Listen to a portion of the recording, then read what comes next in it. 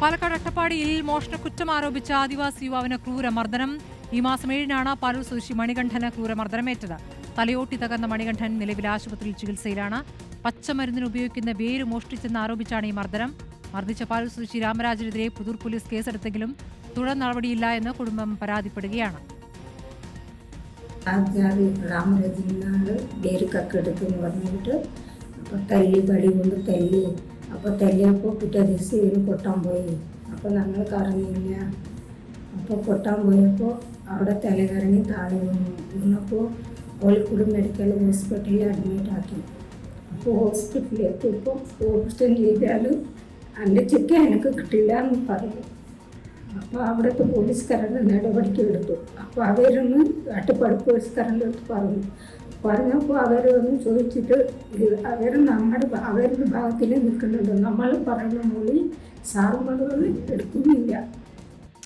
ഇക്ബാൽ അറക്കൽ വിവരങ്ങളുമായുണ്ട്. ഇക്ബാൽ, ഇപ്പോൾ ഗുരുതരമായ സംഭവമാണ്. പാലക്കാട് നിന്ന് തുടർച്ചയായി ഇത്തരം സംഭവങ്ങൾ വരികയാണ്. ഇപ്പോൾ മോഷണ കുറ്റം ആരോപിച്ചുള്ള മർദ്ദനത്തിൽ വലിയ പരിക്കാണോ ഇപ്പോൾ യുവാവിന് ഏറ്റിരിക്കുന്നത്? തലയോട്ടി തകർന്നു എന്നുള്ള വിവരമാണ്. എപ്പോഴാണ് ഇത് സംഭവിച്ചിരിക്കുന്നത്?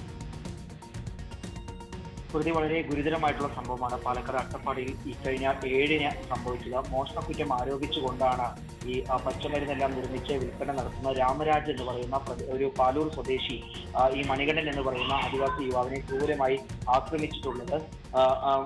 ഈ ആദിവാസിയായിട്ടുള്ള മണികണ്ഠൻ വേര് ഇയാളുടെ കടയിൽ നിന്നും മോഷ്ടിച്ചു എന്ന് ആരോപിച്ചുകൊണ്ടാണ് രാമരാജൻ മണികണ്ഠനെ ക്രൂരമായി ആക്രമിച്ചിട്ടുള്ളത്. മുതുകിലും തലയ്ക്കും ഗുരുതരമായി തന്നെ മണികണ്ഠനെ പരിക്കേൽക്കുകയായിരുന്നു. ഈ യുവാവ് പിന്നീട് കോഴിക്കോടേക്ക് എത്തിയ സമയത്ത് പെട്ടെന്ന് അബോധാവസ്ഥയിലാകുന്നു. കോഴിക്കോട് മെഡിക്കൽ കോളേജ് ആശുപത്രിയിലേക്ക് എത്തിച്ച സമയത്താണ് തലയോട്ടിക്ക് ഗുരുതരമായി തന്നെ പരിക്കേറ്റിട്ടുണ്ട് എന്നുള്ളത് ഡോക്ടർമാർ കണ്ടെത്തുന്നത്. പെട്ടെന്ന് തന്നെ ഡോക്ടർമാർ ഇയാളെ ശസ്ത്രക്രിയയ്ക്ക് വിധേയമാക്കുകയും പോലീസിൽ വിവരം അറിയിക്കുകയും ചെയ്തു. അട്ടപ്പാടിയിൽ നിന്നുള്ള പോലീസ് സംഘം കോഴിക്കോട്ടേക്ക് എത്തി ഈ മണികണ്ഠന്റെയും മാതാപിതാക്കളുടെ മൊഴിയെല്ലാം രേഖപ്പെടുത്തി എഫ്ഐആർ രജിസ്റ്റർ ചെയ്തെങ്കിലും രാമരാജനെതിരെ തുടർ നടപടികളില്ല എന്നുള്ളതാണ് ഇപ്പോൾ ഒരു ആക്ഷേപമായി ഉയരുന്നത്. ഏതായാലും ഇയാൾക്കെതിരെ കടുത്ത നടപടി വേണം എന്നുള്ള ആവശ്യമാണ് ഉയരുന്നത്. പോലീസ് എന്താണ് ഇക്കാര്യത്തിൽ പറയുന്നത് ഇക്ബാൽ? രാംരാജിന്റെ മൊഴി കൃത്യമായി തന്നെ പോലീസ് സംഘത്തിന് രേഖപ്പെടുത്താൻ സാധിച്ചില്ല. രാംരാജിന്റെ മാതാപിതാക്കളുടെ മൊഴി മാത്രമാണ് രേഖപ്പെടുത്താൻ സാധിച്ചിട്ടുള്ളത്.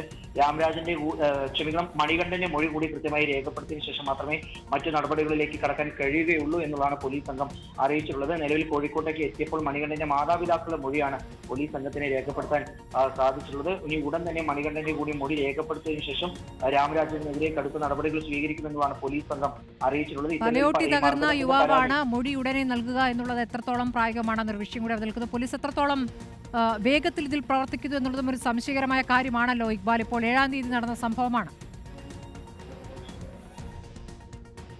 തീർച്ചയായും പുതൂർ പോലീസാണ് ഈ സംഭവത്തിൽ കേസെടുത്തിട്ടുള്ളത്. എഫ്ഐആർ രജിസ്റ്റർ ചെയ്തെങ്കിലും രാംരാജിനെതിരെ കടുത്ത നടപടികളിലേക്കോ അല്ലെങ്കിൽ തുടർ നടപടികളിലേക്ക് പോലും പോലീസ് സംഘത്തിന് കടക്കാൻ സാധിച്ചില്ല. ഇതിനൊരു കാരണമായി പറയുന്നത് മണികണ്ഠന്റെ മൊഴി രേഖപ്പെടുത്താൻ സാധിച്ചില്ല എന്നുള്ളതാണ്. പക്ഷേ ഈ രാംരാജിനെ എത്രയും പെട്ടെന്ന് അറസ്റ്റ് ചെയ്തും നടപടികൾ സ്വീകരിക്കണമെന്നൊരു ആവശ്യമാണ് മണികണ്ഠന്റെ കുടുംബം ഉന്നയിക്കുന്നത്. ഇതുവരെ ഒരു രാഷ്ട്രീയ പാർട്ടിയും വിഷയം ഏറ്റെടുത്തില്ലേ ഇക്ബാൽ?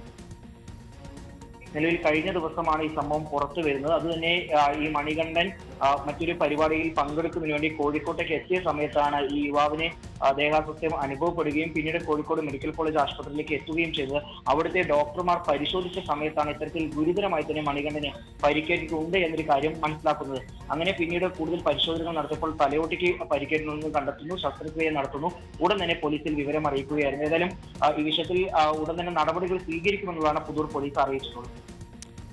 ശരി, ഇക്ബാൽ അറക്കലാണ് ഈ ദാരുണമായ സംഭവത്തിന് വിവരങ്ങൾ നൽകി. അതിക്രൂരമായ സംഭവമാണ്. മോഷണക്കുറ്റം ആരോപിച്ചുകൊണ്ടാണ് ആദിവാസി യുവാവിൻ്റെ തലയിൽ അടിച്ചിരിക്കുന്നത്. തലയോട്ടി തകർന്ന യുവാവ് ഇപ്പോൾ ആശുപത്രിയിലാണ്. ഈ തലയോട്ടി തകർന്ന യുവാവിൻ്റെ മൊഴിയില്ലാത്തതുകൊണ്ടാണ് അറസ്റ്റില്ലാത്തതാണ്. വിചിത്രമായ വാദമാണ് പാലക്കാട് നിന്നും പോലീസ് നൽകിയിരിക്കുന്നത്. പാലക്കാട് പോലീസിൻ്റെ വീഴ്ചയുടെ അടുത്ത ഒരു വാർത്ത കൂടിയാണ് ഇപ്പോൾ വന്നിരിക്കുന്നത്.